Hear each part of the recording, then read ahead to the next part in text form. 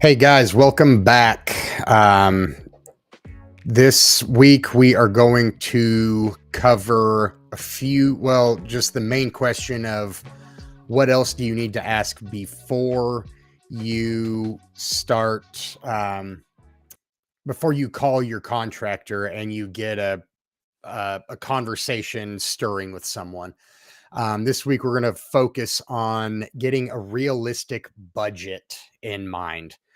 Um, And what that means is you need to know what your budget is, but you also need to know what it what kind of price realistically you're looking at to get into. I mean, if you want all natural stone and your bathroom is a 15 by 20 bathroom, it's going to cost a whole lot more than a half bath will to just do the floor, replace a potty, new mirror, light, handbar, teepee holder, and vanity.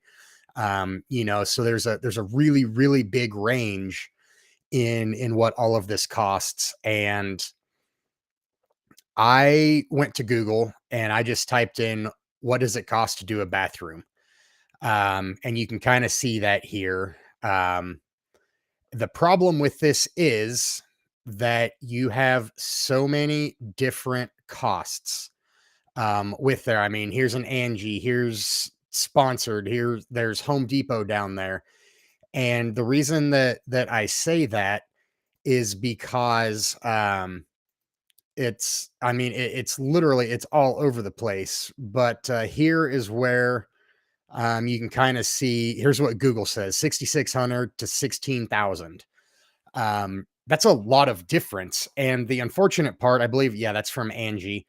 Um, the unfortunate part about that is that you don't know if your tastes are the 6,600 or if your tastes are the 16,700. That's a lot of money and a lot of variations between what your what I mean, we don't all just have 20 grand laying around to go, screw it, I'm just going to build a bathroom.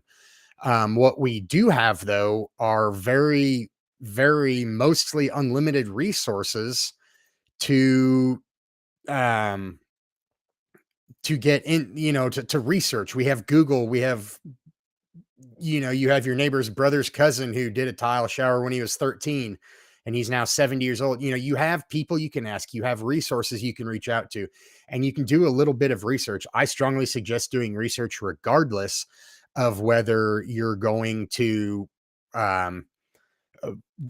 going to do a project yourself or not, because you need to have some checks and balances to make sure that you have half an idea what you're getting into, especially if your contractor maybe lacks on communication. That's a big one, and we're going to do several sub series on communication alone.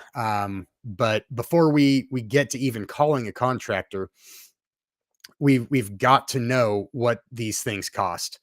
Um, and so the reason that I bring up this picture here is because last episode we talked a little bit about um, a curbless tile shower. If, for elderly, I always recommend that because you don't want to have to trip over a bunch of stuff to get in to take a bath. You can't wheel a chair over a curb or a dam. That's I recommend the curbless showers for things like that. But what you may not think of is some situations like this where it kind of depends on your subfloor. It kind of depends on what you're going to do. So let's just say that you're looking for a curbless shower and you want to be able to wheel granny into the shower and then plop her right over onto the nice new bench you're going to build. And so with that, you can't just have a flat floor in your shower, otherwise water won't drain. That's just a simple fact of life. So you either bring up your subfloor or you cut the subfloor around where the shower will be and you lower it. Typically, you can lower it by about 3/4 inch. I have done both ways. I've seen both ways. I have preferences, but this isn't the Kyle's preference show. This is let's build it together. And my point with showing you a couple of those visuals is that you need to kind of know what you're getting into. I'm on YouTube. I use YouTube almost every day. Sometimes it's why is there a loop-de-loo in a power line, or other times it's how do you build a skyscraper, whatever. Take your pick. And then also I've got about 1.5 million boat videos that just inundate my YouTube. But do a little research and figure out what one step of the project will do and how it'll affect the rest of the project, the rest of the house. If you're doing a curbless shower, you either have to take the shower down or bring your bathroom floor up, which can get tricky if your vanity is right next to your door, because then you're at an incline, and then your vanity, I mean, it just, there's a lot of areas that you can run into problems, and you need to have a basic understanding. I realize that if you call me and go, "Hey, Kyle, I want a curbless shower. I currently have a bathtub." I'm going to go, "Okay.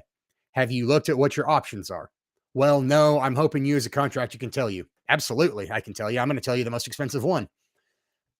Unless I'm doing really well that month and I'm tired and my back already hurts, then I'm going to tell you the fastest one." Oftentimes, those aren't the best. So you need to have a general idea of how something affects the rest of the project. And that goes with checking tile and patterns and um your overall bathroom layout. Are you going to move a vanity over and add a linen closet or cabinet, or are you going to make your water closet a little bigger? Are you going to separate your water closet and add a door so that you can still shower and not have to stare at an unsightly toilet? Or it's again, you have to design this so that it fits you for the 80% of your life, not for the big Sunday games, not for parties and Halloween and Christmas and Thanksgiving and things like that, but for on a regular Tuesday night at 7 o'clock, what are you going to use it for? 80% of the time needs to be almost 100% of your focus. Now, along with that 80%, you can dress it up. You can add nice tile and you can add nice things, but you need to be aware of how some of these things, one, affect time, two, affect cost, and three, affects just the rest of the house.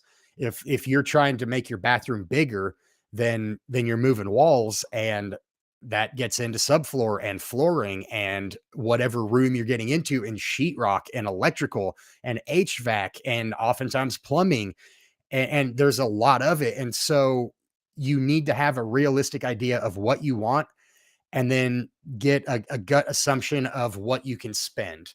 Um, and you need to talk to your contractor. Some contractors specialize in one area of one niche of the construction industry. For instance, they may only do recessed shower floors.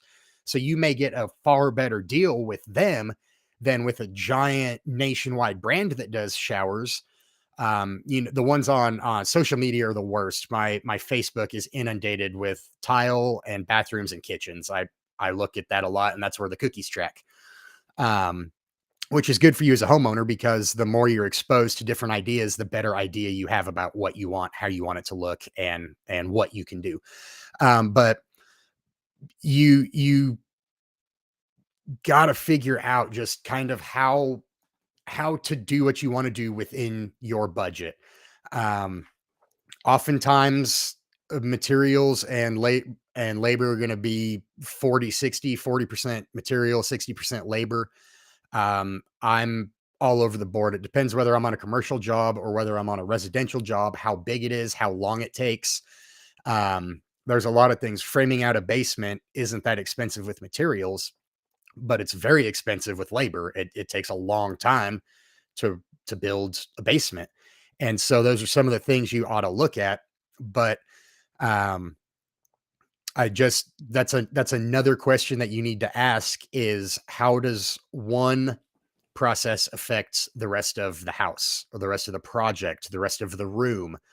How does it affect selling your house in the future? If somebody comes in and they're in a wheelchair, can they fit in your little bitty bathroom that you just jammed this giant vanity and oversized shower into? Those are just some things that you need to look at, along with the 80/20 rule, and as well as the form and function, and as well as just, the dictating agencies for whatever project you're doing. You need to make sure that it's realistic and that you know what it's going to take. If I have to cut into your subfloor, you're not getting a shower tomorrow. You're not probably getting it the next day. I mean, that's typically, showers are about 2 weeks plus or minus a little bit. It just depends on the creature comforts that clients add, but it's not an overnight process. And then with that, if you have call it a one bed, one bath house, or 3 bed, 1 bath house, or 5 bed, 1 bath house. I rented one of those in college. It was terrible. 5 guys in this giant house with this little bitty bathroom. It was disgusting. But if the landlord had come in and said, "Hey, we're going to remodel this bathroom," where do you go potty at? Where do you shower at? Do you make arrangements at a hotel? Do you go to a friend's house? Those are things that you need to ask before you just jump in and call a contractor and say, "All right, cool, we're going to start this project in 3 months." Because the costs that we looked at are not, they're they're for a bathroom, but they don't encapsulate everything. If you have a 1 bed, 1 bath house and I have to rent a porta potty for you for a couple of weeks, that's a cost that's in there that's not even part of the bathroom. And other things like a final clean and some of that stuff, you'll have a better idea of that type of stuff when you deal with a contractor. Even some handymen have that down, but you need to know what you're getting into before you get there, because those are costs and the contractor will pay for that. Again, this video is brought to you by Prometheus General Contractors. Thank you to PGC for giving me the time to come and do this. Um, Leave any comments or anything below. Do the like and subscribe and all that stuff. And let me know what has worked well, your successes or failures in the past, if you've ever dealt with this, or any questions you have if you're looking at getting into this. Shoot me any info you have. Hope you guys have a great day, and let's build it together.